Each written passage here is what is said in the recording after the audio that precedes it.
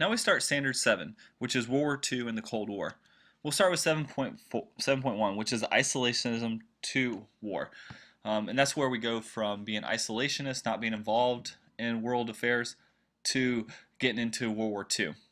And so we'll look at how long it took us to get involved in World War II, and how long it took us to mobilize to get to World War II, and how we moved to international involvement after the Japanese attacked Pearl Harbor.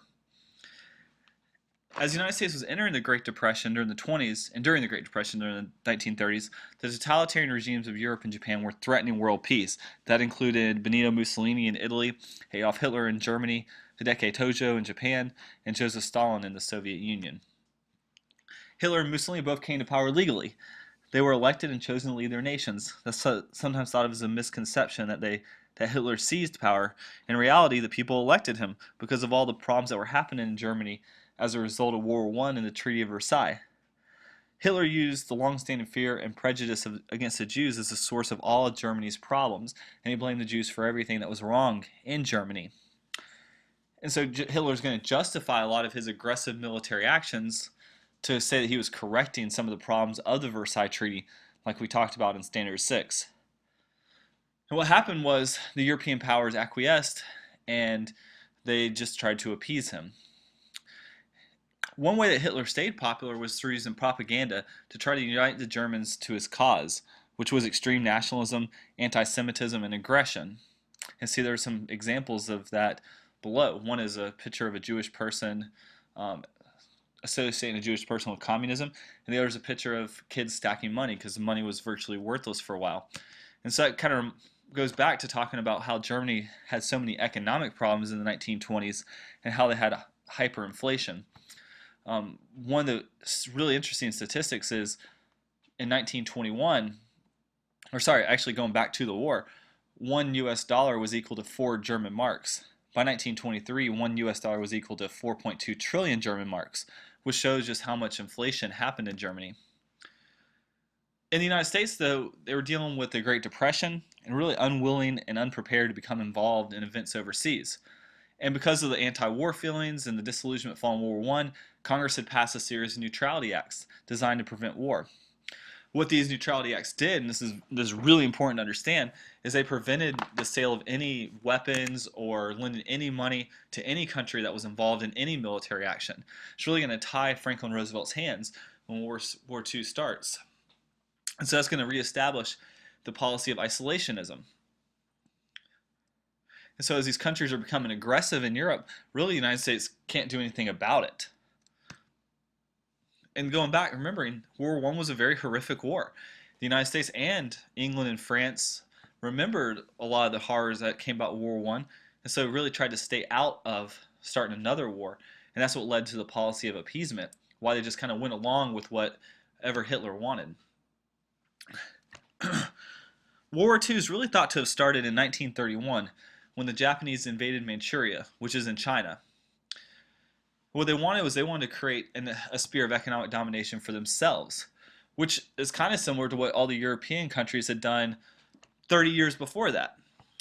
The U.S. Remember, the U.S. was really interested in China because of all because of the raw materials and the markets that China had, but the United States really couldn't do anything about it because of the neutrality acts. So what they did instead was they put embargoes on gas and iron. Japan's going to see that as a threat, and that's actually what's going to lead to them attacking Pearl Harbor. There are some other acts of aggression that European countries commit, and they're all listed here. Really what's kind of important about it is that these European countries, they do different things where they take different places, like Italy takes Ethiopia, Germany takes Austria, the Sudetenland, Czechoslovakia.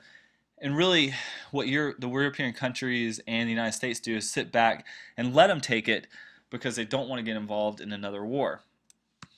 And there's a picture showing Germany invading Poland on September 1st, 1939, which was the last straw. That's whenever England and France declare war on Germany. Really, the Polish army is no match for the Germans. This is a really good chart right here. Just looking at this chart, you can see why the Germans are going to beat the Polish people.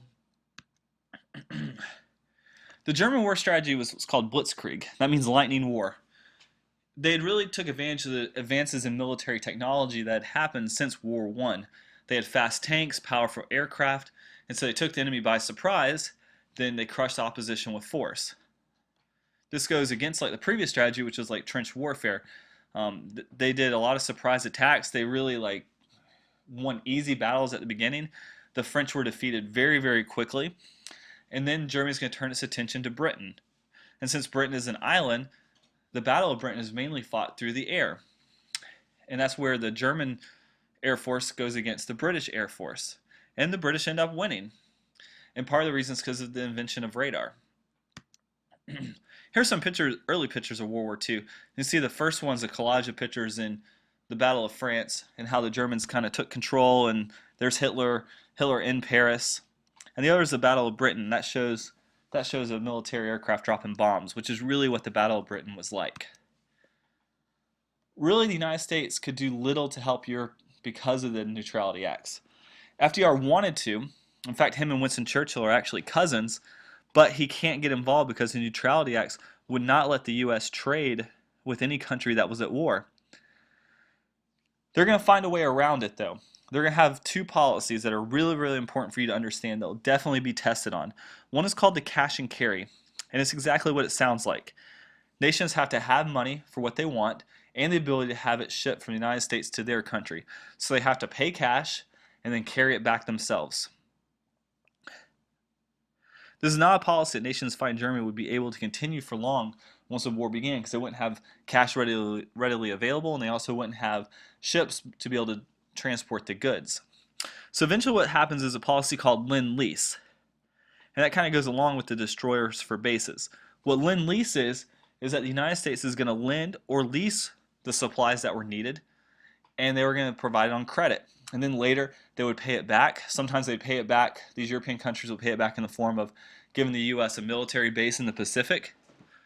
But really what's happened is the U.S. is trying to help supply the Allies. Because if the U.S. can help supply the Allies, then maybe the U.S. would not have to get into the war. And so the U.S. supplies Britain and France, and then even later the Soviet Union.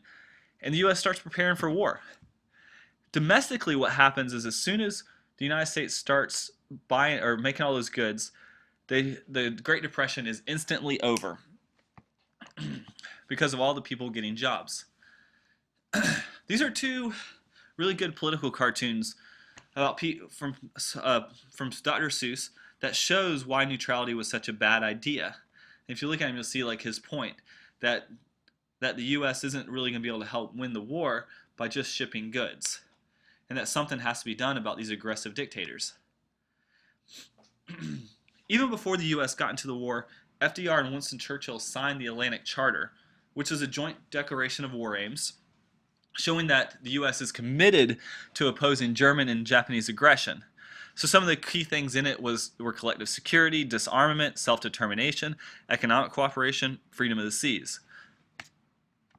FDR couldn't ask for a declaration of war, but he would wage war and do everything to force an incident. And in fact, the U.S. is actually fighting in the North Atlantic prior to Pearl Harbor even happening, because they had to protect the shipments that were going overseas as they were doing Lend-Lease and shipping the goods overseas. So really the U.S. is kind of going against the Neutrality Acts and is still in the war, even though not officially declared war yet. Here are some pictures from the early Battle of the Atlantic. You can see like our ships going overseas, the planes flying over to help protect them, because the German U-boats were out there trying to destroy American ships.